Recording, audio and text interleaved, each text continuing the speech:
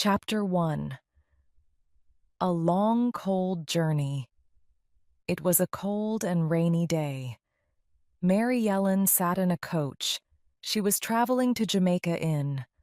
Her mother had died. Now she would live with Aunt Patience and Uncle Joss. The road was dark and empty. Rain came inside the coach. The wind was very strong. Mary felt lonely. The coach stopped in a town called Bodmin. The driver spoke to Mary. "Are you sure you want to go to Jamaica Inn?" he asked. "Yes," said Mary. "My family is waiting for me." The driver looked worried.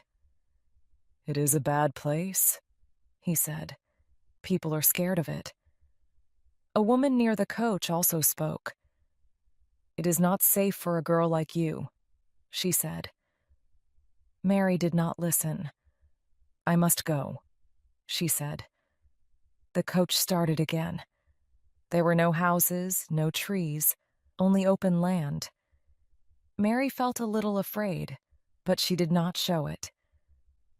At last, the coach stopped. "Here it is," the driver said. He quickly took her box down. "Knock on the door," he said. Then he left quickly.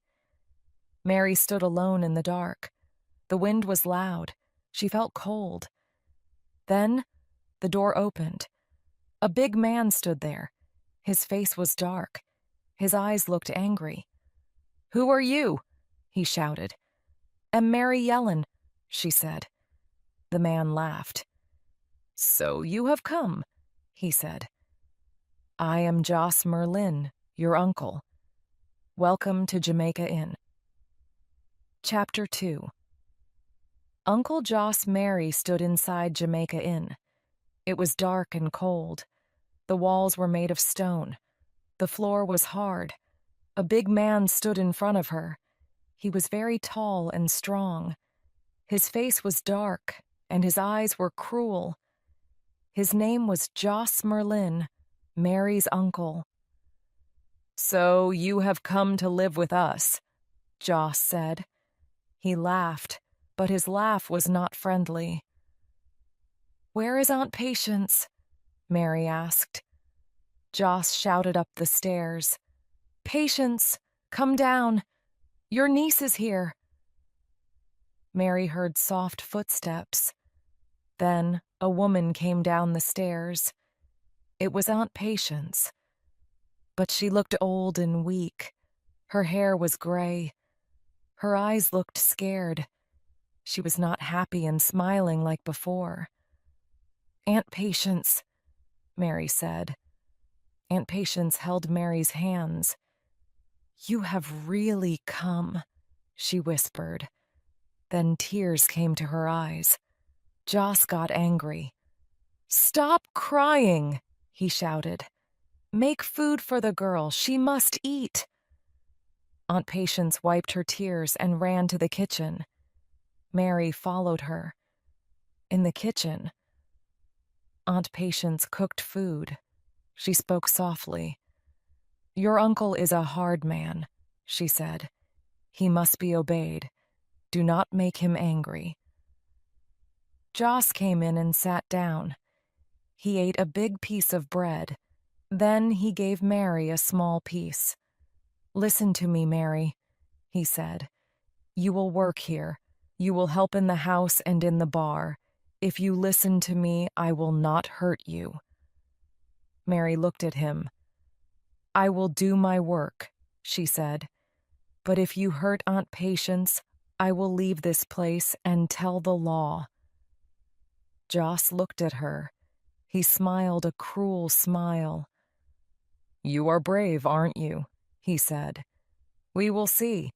Maybe one day you will work for me in a different way." Aunt Patience gasped.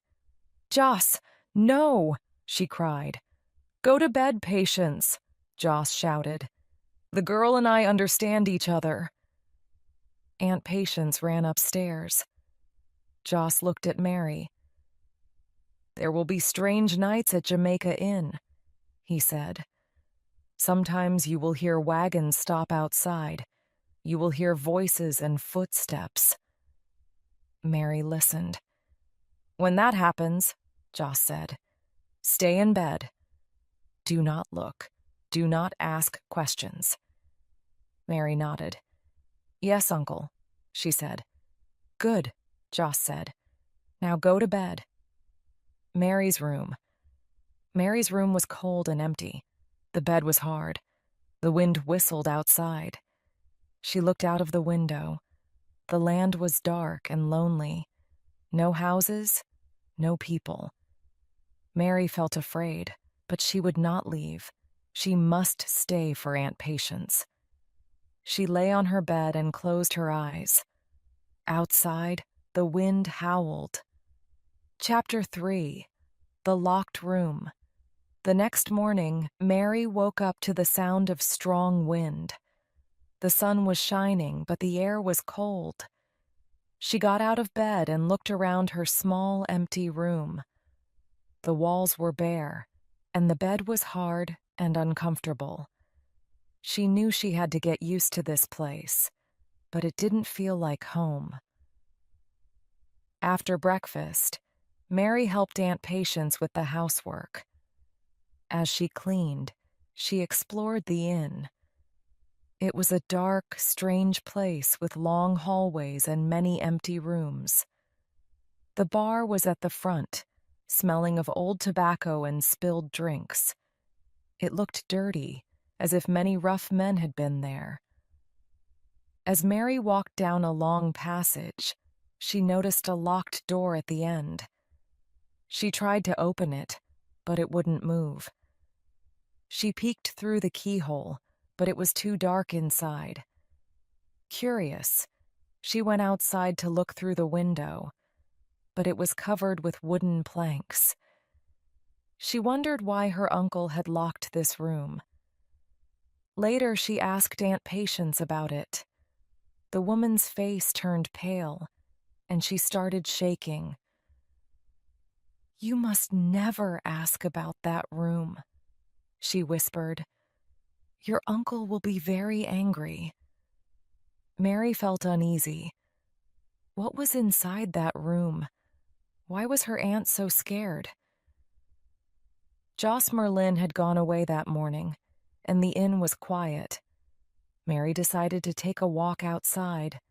She stepped into the empty yard and looked around. The road stretched far, with no houses in sight. The land was wild and lonely, with only the moors in every direction.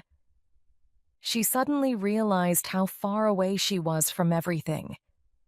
If she needed help, there was no one nearby. As she stood outside, she promised herself one thing. She would find out the truth about Jamaica Inn. Something was wrong here, and she would not ignore it. That night, as she lay in bed, she thought about the locked room. She thought about her uncle's words, "Stay in bed, don't ask questions." But Mary was not a child. She was strong. She would not stay silent forever. Chapter 4. Wagons in the night that evening. Joss Merlin returned home. He looked tired and angry. Mary stayed quiet, not wanting to make him angry. After dinner, Joss called her. "You will help in the bar tonight," he said. "It's Saturday night, and we will have visitors." Mary stood behind the bar, watching the men who arrived. They were rough, dirty, and smelled of drink and smoke. They laughed loudly, slapped the tables, and drank too much beer. Some had long, messy hair. Others had broken teeth.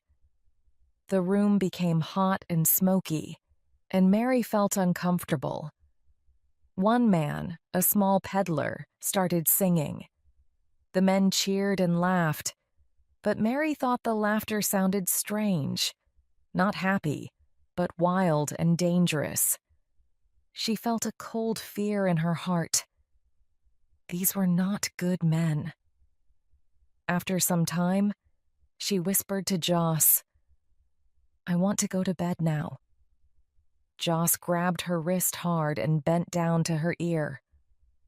"Go then," he said, his breath smelling of alcohol. "But lock your door tonight. And remember, do not listen, do not look, do not ask." Mary ran up the stairs, her heart beating fast. She closed the door and locked it. She put her fingers in her ears to block the noise. But later, she woke up suddenly. The house was silent. She listened carefully. Then, she heard a strange noise from below. Mary got out of bed and tiptoed to the window. Outside, she saw wagons in the yard. There were 5 or 6 of them, covered with cloth. The horses were tired and steaming in the cold air. Men were unloading heavy boxes from the wagons. They carried them inside, probably to the locked room. Everything was done in silence, unlike the loud, laughing men from before. These men were serious and careful. Then, Joss came outside. "Is that all?" he asked. "Wagons." A man nodded. Then, one by one, they left the yard. Some went north, some south, disappearing into the night. Mary's hands were cold. She was breathing fast. Now she understood. Jamaica Inn was a place for smugglers. Her uncle was hiding stolen goods. The locked room was where they kept them. Mary sat on her bed, shaking. She could not tell anyone. She was trapped in this house, with dangerous men all around her. Her uncle's warning came back to her. Do not ask questions. But Mary had questions. And one day, she would find the answers. Chapter 5. Jem Merlin. A few weeks passed. Joss Merlin was away for many days. The inn was quiet, and Mary felt less afraid. She spent time helping Aunt Patience and walking on the moors. But she never forgot about the wagons in the night and the locked room. One morning, as Mary was cleaning the bar, she heard a loud knock on the door. She wiped her hands and went to open it. A man stood there, holding a glass of beer. He had dark hair, a sharp face, and a smile that was not friendly. Mary looked at him closely. He did look like Joss, but smaller and neater. His eyes were bright, but there was something cruel in his smile. "You are Joss's brother?" Mary asked. Mary looked at him closely. He did look like Joss, but smaller and neater. His eyes were bright, but there was something cruel in his smile. "You are Joss's brother?" Mary asked. "Yes," Jem said. "And you? Why are you here?" "My mother died," Mary said. "I came to live with Aunt Patience." Jem looked surprised. "Then you have made a big mistake," he said. "Jamaica Inn is no place for a girl." Mary felt angry. "I will not leave my aunt alone," she said. "Joss has made her weak and afraid. I hate him for that." Jem smiled. "We Merlins are not kind men," he said. "Our father was a murderer. My brother is dangerous, and people say I am just as bad." Mary watched him carefully. "What do you do for work?" she asked. Jem grinned. "I steal horses," he said. "But I am very clever. When a horse disappears, the owner never finds it again. I change its marks and color. No one knows it's the same horse." Mary wanted to hate him, but she couldn't. He was not like Joss. He was wild, but he was not cruel, at least. Not yet. Jamaica Inn is dangerous, Jem said again. You should leave. Mary shook her head. I will not go, she said. Jem sighed. You are brave, he said. Well, if you ever need help, my house is on the other side of the marsh. You can come to me. Then he jumped on his horse and rode away. Mary stood in the cold yard, watching him disappear. She didn't trust him. But one day, she might need him. Chapter 6. Mr. Bassat's Visit. That night, the wagons came again. This time, they were empty. The men took the last boxes from the locked room and loaded them onto the wagons. Then, just like before, they left in silence, disappearing into the night. Mary now understood. Jamaica Inn was used as a store for stolen goods. The wagons came to hide the goods, and later, they took them away. It was a dangerous secret, and now Mary was a part of it. A few days later, the weather changed. The sun shone brightly, and the air was cold and fresh. Mary was washing clothes outside when she suddenly heard a loud knock on the door. Aunt Patience ran to the window. When she saw who it was, her face turned white. Mary, she whispered, it's Mr. Bassett from North Hill. He is a magistrate. He has come to search the inn. Mary felt her heart race. If Mr. Bassett searched the locked room, would he find something? She did not know. The knocking got louder. Open the door! Mr. Bassett shouted.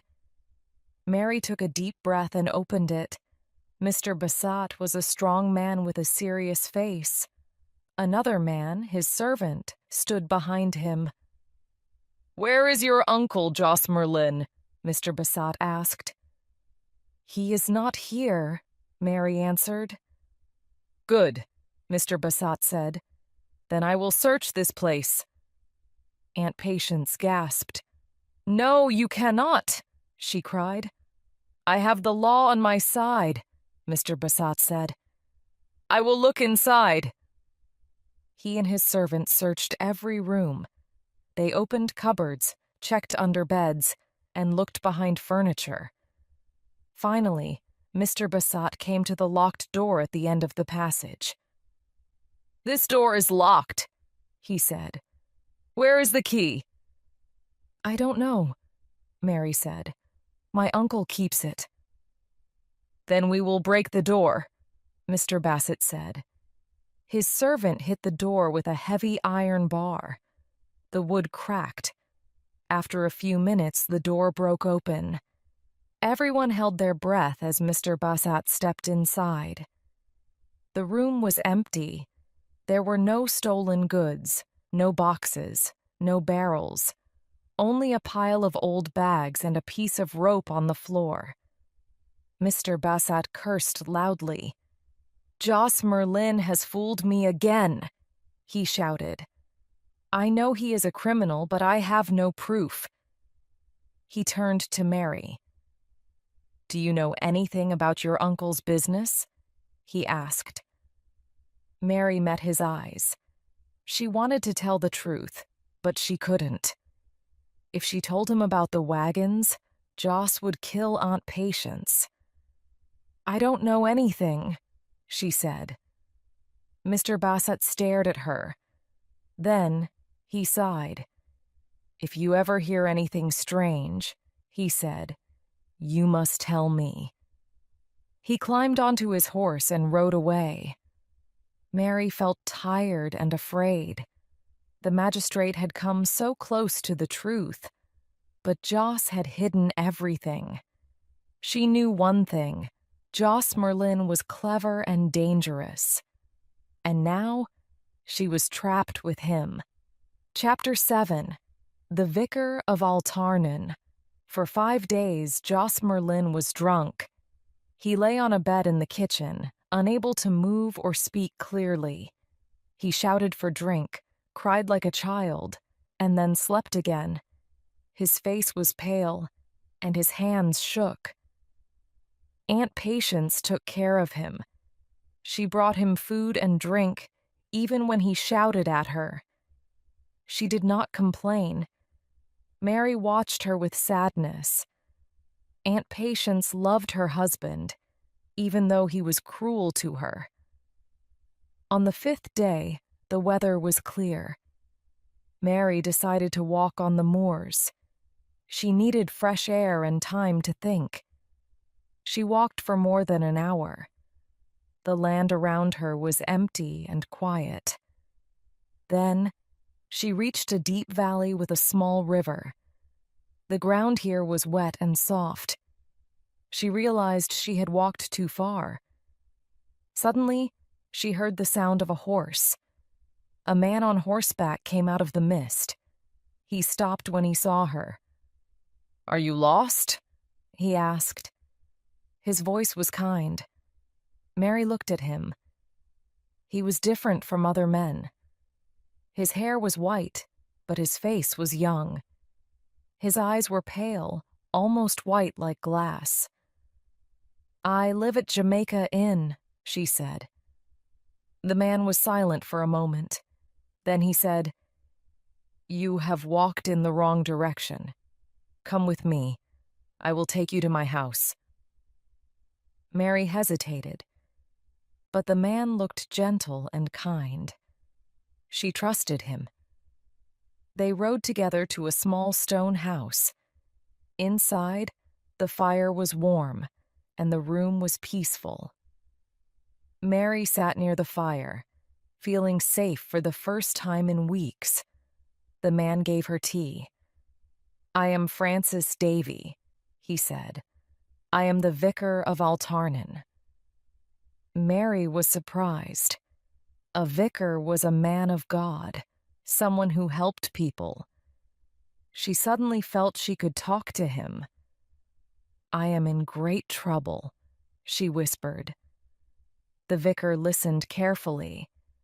Mary told him everything about Jamaica Inn, the wagons, the locked room, and her uncle's threats. She even told him about the man who disappeared. Francis Davy nodded slowly. "This is a dark and dangerous business," he said, "but without proof, nothing can be done." Mary felt hopeless. "I wish I could stop my uncle," she said. "You must be patient," the vicar said. "When the wagons come again, tell me. Then we will act." Mary felt relieved. She finally had someone to help her. It was late. The vicar said, "I will take you back to Jamaica Inn." As they rode, the wind was strong and the moors were dark. But Mary felt less afraid. When they reached Jamaica Inn, the vicar stopped. "Look through the window," he said. Mary looked. Jos Merlin was sitting at the table. His eyes were open, but he was not moving. A broken bottle lay near him. He had drunk too much and passed out. "You can go inside," the vicar said. "He will not see you tonight." Mary opened the door quietly and stepped inside. "Remember," the vicar whispered, "I am your friend. If you need help, come to me." Then he rode away, disappearing into the dark moors. Mary stood in the silent inn, feeling both afraid and hopeful. Chapter 8. Jos's Dreams. For 5 days, Jos Merlin lay in bed, too drunk to move. He shouted, cried, and then fell asleep again. His hands shook and his face was pale. Aunt Patience took care of him. She gave him food and water even when he pushed her away. She never complained. Mary watched and felt sorry for her. On the fifth day, Joss woke up properly. He sat up in bed, his eyes red and tired. He looked at Mary and laughed weakly. "You think I'm a drunken fool, don't you?" he said. Mary did not answer. Joss stretched his arms. "I had dreams," he said. "Terrible dreams. I saw faces in the dark. I heard screams. Do you know why, Mary?" Mary shook her head. Joss leaned closer. "Because I have done bad things," he whispered. "Things I cannot forget." Mary felt cold. "What things?" she asked. Joss stared at her. For a moment he looked afraid. Then he laughed. "You ask too many questions," he said. "One day you'll learn the truth." That evening, Joss got out of bed. He washed his face and combed his hair. Then he sat by the fire and drank more beer. Mary watched him silently. He was not just a drunk man, he was dangerous. Late at night, Mary lay in bed, thinking about what he had said. She knew now Joss Merlin had a secret, a terrible secret, and one day she would discover it. Chapter 9, Christmas Eve. It was Christmas Eve, and the sky was dark and cloudy. The wind was cold, and rain was coming soon. Mary stood by the window, thinking about Jem Merlin. He had asked her to meet him today. He wanted to take her to Launceston Market. She was unsure. Jem was a thief, and he lied often. But still, she liked him. He was different from Joss. He was wild, but not cruel. She wanted to know the truth about him. Finally, she decided to go. She put on her cloak and quietly left Jamaica Inn. The market in Launceston. Jem was waiting for her with a horse and cart. "You came," he said, smiling. They rode together to Launceston, where the market was busy. People were selling fruit, clothes, and animals. There was music and laughter everywhere. Jem took Mary to buy gold earrings. They ate oranges under a tent. A fortune teller looked at Mary's hand and said, "Do not trust a dark stranger." Jem laughed and said, "Maybe that's me." They were happy together, and Mary almost forgot her worries. But deep inside, she knew Jamaica Inn was waiting for her. A kiss and a warning. It started raining. The wind became strong. Jem pulled Mary into a doorway for shelter. He held her close and kissed her. "You don't want to ride home in this storm," he said. "Stay with me in Launceston tonight." Mary pushed him away. "No," she said. "I will go home." Jem laughed. "Are you afraid of me?" "No," Mary said, "but I will not stay." Jem sighed. "Fine," he said. "I will get the horse and cart." Mary waited outside in the rain. She was cold and tired. But Jem did not come back. She waited longer. The streets were empty now. She felt worried. Had Jem left without her? She walked to a hotel and asked about him. Inside, she saw rich men drinking. The servant told her to leave. "Please," she said. "I am looking for Jem Merlin." A man turned and looked at her. His eyes were sharp and suspicious. Mary's heart sank. Something was wrong. Chapter 10. The Wreck. The journey to the coast was long and rough. Mary sat in the carriage, hurt and scared. Joss Merlin had kidnapped her. He held her tight and whispered, You will watch what happens tonight. You will see what we do." His breath smelled of alcohol, and his eyes were wild. The carriage stopped in a valley near the sea. Mary heard the waves crashing in the distance. She tried to open the door, but it was locked. She was trapped. Suddenly, she heard shouting. The men were running toward the shore. Mary knew what was happening. Joss and his gang were wreckers. They waited for ships to crash on the rocks, then killed the sailors and stole everything. She climbed out of the carriage window, falling hard on the ground. Her hands were bleeding, but she got up quickly. She had to see the truth with her own eyes. The shipwreck Mary ran toward the cliffs. She could see a ship in the water. It was in trouble, fighting against the strong waves. The men on the ship shouted for help, but there was no help. Only Joss Merlin and his men, waiting for it to crash. Joss held a lantern high. He moved it slowly, tricking the ship into thinking it was sailing safely.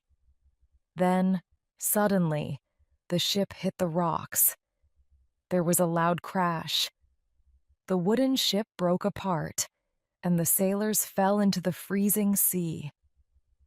Mary covered her mouth in horror. The men in the water screamed, trying to swim to shore. But Joss and his gang stood there, waiting. When the first sailor reached the rocks, Joss pulled out a knife. "No," Mary whispered. But she could do nothing. The sailor begged for his life. Joss laughed, then stabbed him. His body fell into the waves. The other men did the same. They killed the survivors, one by one. No one was left alive. Mary felt sick. Her hands shook. She wanted to run away, but where could she go? A night of fear. Joss and his men stole everything from the ship. They carried boxes and barrels, filling their wagons. The bodies of the sailors were left floating in the water. Mary knew she could never forget this night. She had to tell someone. But who would believe her? Suddenly, Joss grabbed her arm. "You saw everything," he whispered. His eyes were dark and dangerous.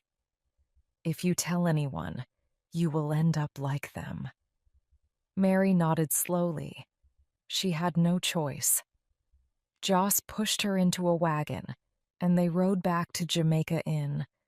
The wind howled around them, and the waves crashed behind them. Mary sat quietly, her heart pounding. She had to escape. She had to stop Joss Merlin. But how? Chapter 11. Joss plans to escape. Mary woke up in her room at Jamaica Inn. Her head hurt, and she felt weak. She had been asleep for 2 days. When she opened her eyes, she saw Aunt Patience sitting beside her. Her aunt's eyes were red, as if she had been crying. "How long have I been here?" Mary asked. "It is your 2nd day in bed," Aunt Patience said. Mary sat up slowly. Her body ached, but she forced herself to stand up and get dressed. "You should rest," Aunt Patience said. "No," Mary said. "I have had enough. I cannot stay here and do nothing." Joss is afraid. Downstairs, Mary saw Joss Merlin. He looked different. His face was pale and his eyes were tired. He was nervous, always looking over his shoulder. He sat at the table, picking at his sleeves. He spoke in a low voice, more to himself than to Mary or Patience. "He'll come for me," Joss whispered. "I've made a mistake. I disobeyed him. Now we are all going to die." "Who are you talking about?" Mary asked. Joss looked at her. His eyes were wild with fear. "I thought I was clever," he said, "but I was wrong. He warned me. I didn't listen. Now it is too late." Mary and Aunt Patience watched him. They had never seen him like this before. He looked like a man who knew his end was near. Escape plans.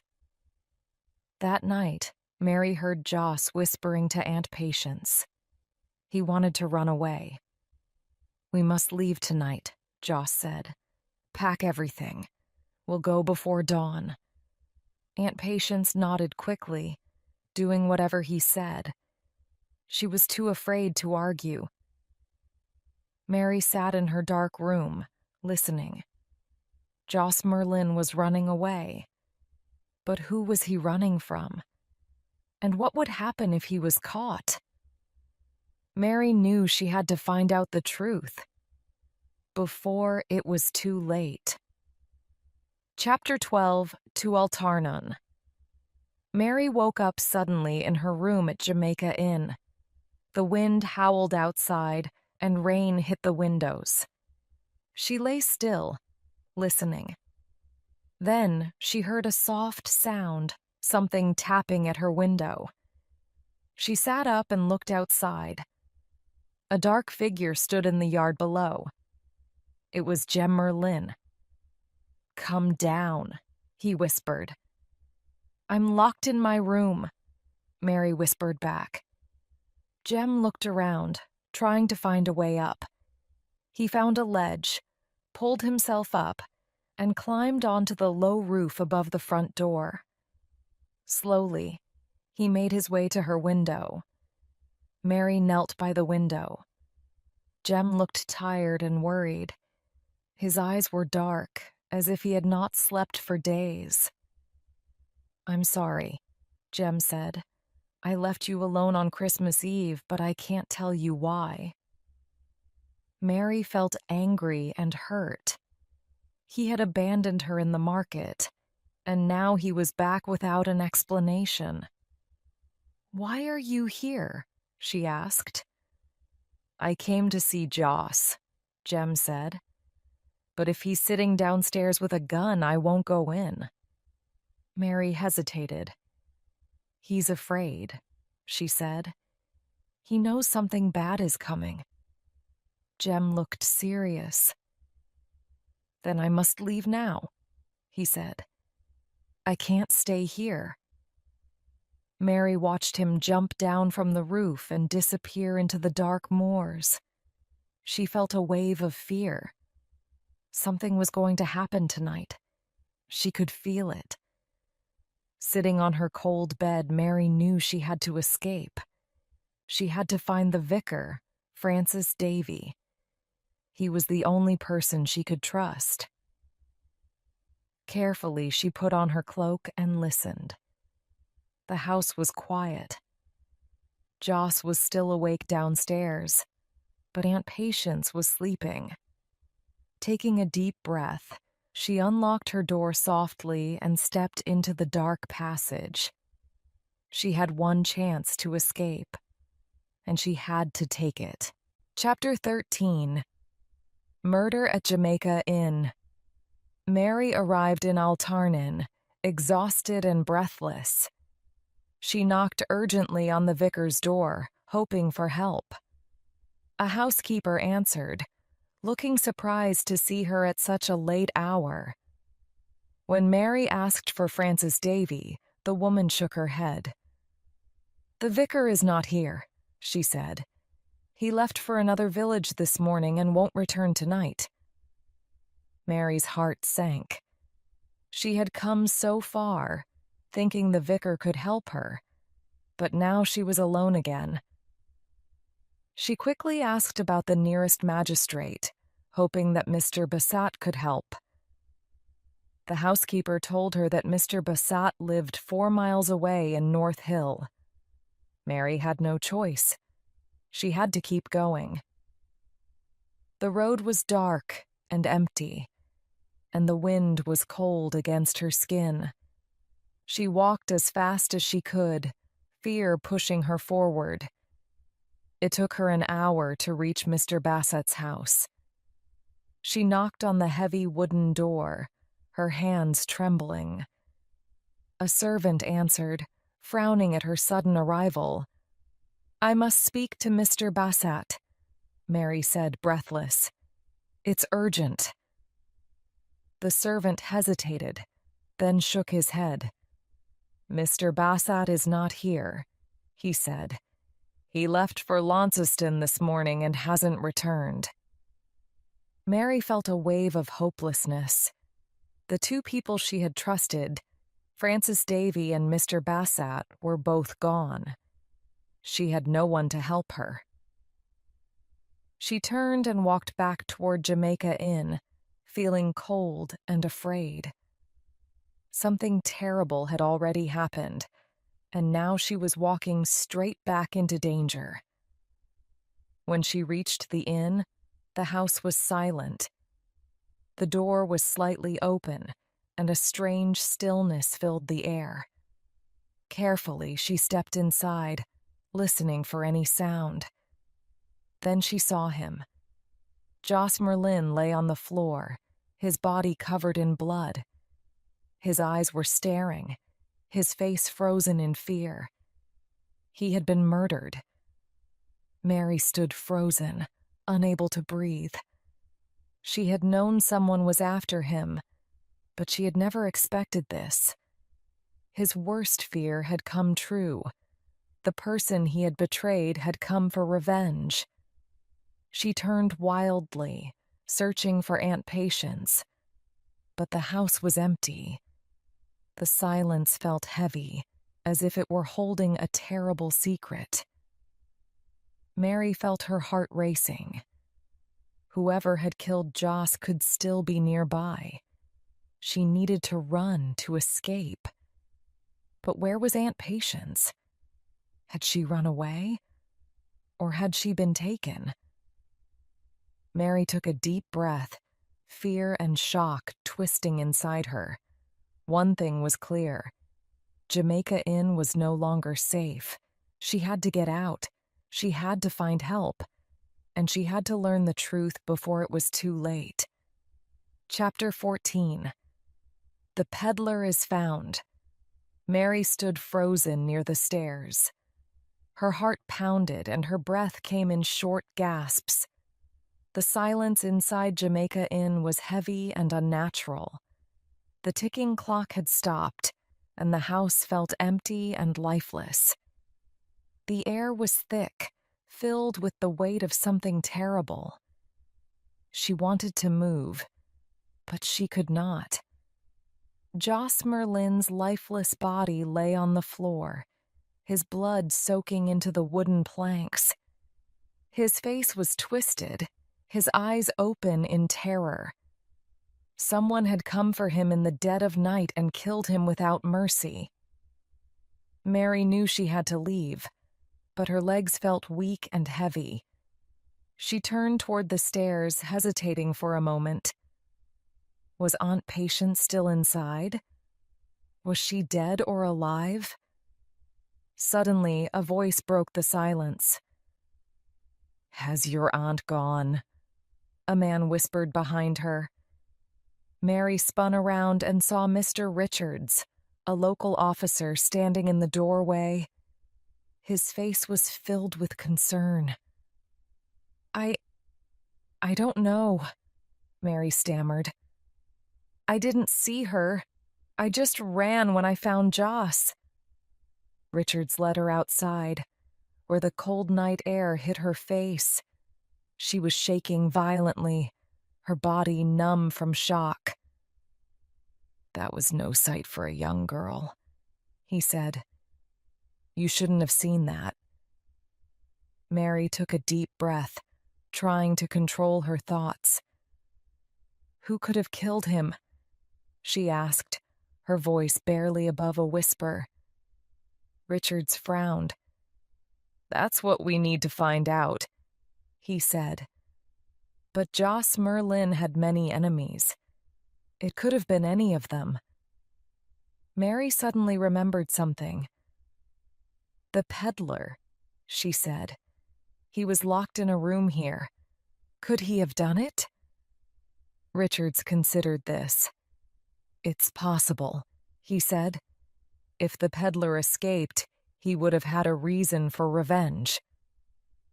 Mary's mind raced. Had the peddler killed Joss and run away? Or was there someone else involved? Someone even more dangerous? The night was cold and dark, and the truth felt just out of reach. Whoever had murdered Joss Merlin was still out there, and Mary was not safe yet. Chapter 15. The truth is told. Mary sat in the vicar's house, staring into the warm fire. She had slept for a long time, but she still felt tired and confused. Everything had happened so fast. Joss Merlin was dead, and Aunt Patience was missing. Now she was in Alternoon, waiting for answers. Francis Davy, the vicar, sat across from her. His pale eyes watched her calmly, and his voice was soft when he spoke. "You are safe here, Mary," he said.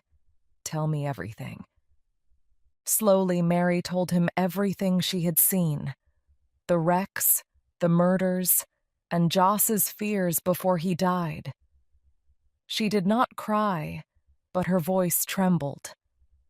The vicar listened without speaking. When she finished, he nodded. "It is as I thought," he said. "Joss was afraid because he had betrayed his leader. Someone higher than him gave the orders. That person is the real danger." Mary shivered. "But who is it?" she asked. "Who was controlling Joss?" The vicar leaned forward. "I have my suspicions," he said, "but we must be sure before we act." Jem returns. Mary stayed at the vicar's house for a few hours. She felt safe, but she knew she could not stay there forever. She had to find Aunt Patience and discover the truth. As she was thinking, she heard horses outside. Then, a loud knock on the door.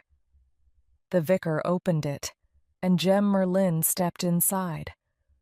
His face was pale, and his clothes were wet from the rain. He looked at Mary. "You're here," he said. Mary stood up quickly. "Jem, where have you been?" "I heard about Joss," he said. "I came back as soon as I could." The vicar watched them carefully.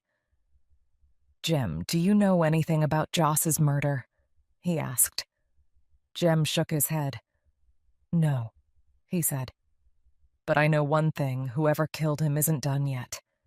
There's more to come." Mary's heart pounded. The danger was not over. Someone was still out there, and she had to find out who it was before it was too late. Chapter 16. The Night on the Moors. Mary sat in the vicar's house, staring at the fire. The room was warm, but she felt cold inside. Francis Davy sat across from her, watching her with his pale eyes. The silence stretched between them, thick and heavy. At last, he spoke. "There is no longer any need for us to pretend," he said. His voice was calm, but there was something strange about his tone. "You are wondering, Mary, what kind of man is the vicar of Altarnan?" His pale face remained unreadable. Mary felt a chill. Something about him had changed. The kind, gentle vicar she had trusted was gone. Francis Davy stood up and moved toward the fire. "I do not belong in this world," he continued. "I walk in a different time, a time when the old gods ruled the hills. The world has forgotten them, but I have not. Mary's breath caught in her throat. She tried to understand his words, but they made no sense. "I don't understand you, Mr. Davy," she said, her voice barely above a whisper. The vicar turned to face her. "You will," he said. "Soon enough, you will." Mary gripped the arms of her chair, feeling trapped. She had come here for help, but had she just walked into greater danger? A sudden escape. The vicar leaned closer. "We must leave," he said. "Tonight. We have nothing to carry, and we will travel light as people did in the old days." His voice was calm, too calm. Mary's heart raced. He was not trying to help her. He was taking her away. She jumped to her feet, knocking over her chair. "No," she said. "I'm not going anywhere with you." The vicar did not move. His pale eyes watched her. Then he smiled, a slow, knowing smile. "You have no choice," he said. Mary turned and ran for the door. She grabbed the handle and pulled, but it would not open. Francis Davies sighed. "Do not fight me, Mary," he said. "It will be easier if you come quietly." Mary's hands shook as she tried the door again. She was trapped. The vicar was not her savior. He was the real danger all along. And now she had to escape before it was too late. Chapter 17. A New Life. The morning was cold and bright. A thin layer of ice covered the roads, and the wind was sharp against Mary's face. She walked across the moors, her thoughts racing. Everything was over now. Joss Merlin was dead. Francis Davy had met his end, and the danger that had haunted her for so long was gone. As she walked, she looked around her. The darkness that once seemed to live in the moors had lifted. The land was still wild and lonely, but it no longer felt threatening. She realized something. She was free now. She could go wherever she wanted. Her thoughts turned to Helford, the small village where she had grown up. She could see it in her mind, the green valleys, the warm cottages, the gentle river. She felt a deep longing for home. She had come so far, seen so much cruelty and fear. But now, all she wanted was peace. Jem Merlin's return.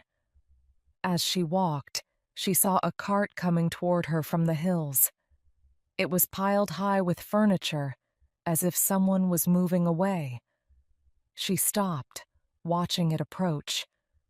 Then, the driver looked up and waved. It was Jem Merlin. "Are you better?" he called. "I heard you were ill and staying in bed." Mary nodded slowly. She had been through so much, but she was still standing. Jem walked beside the cart. "There was some talk that you might stay with the Bassats," he said. "A comfortable life, no doubt." Mary shook her head. "No," she said. "I'm going home to Helford." Jem raised an eyebrow. "And what will you do there?" Mary hesitated. She had always thought of Helford as her home, but now it felt far away. Could she really go back to the simple life she once knew? Jem watched her closely. "You know," he said, "I'm leaving too. Heading south. I don't know where yet, but away from here." For a long moment, Mary was silent. The wind blew between them, carrying away the past. Then, without speaking, she stepped forward. Jem held out his hand, and together they walked toward the unknown future.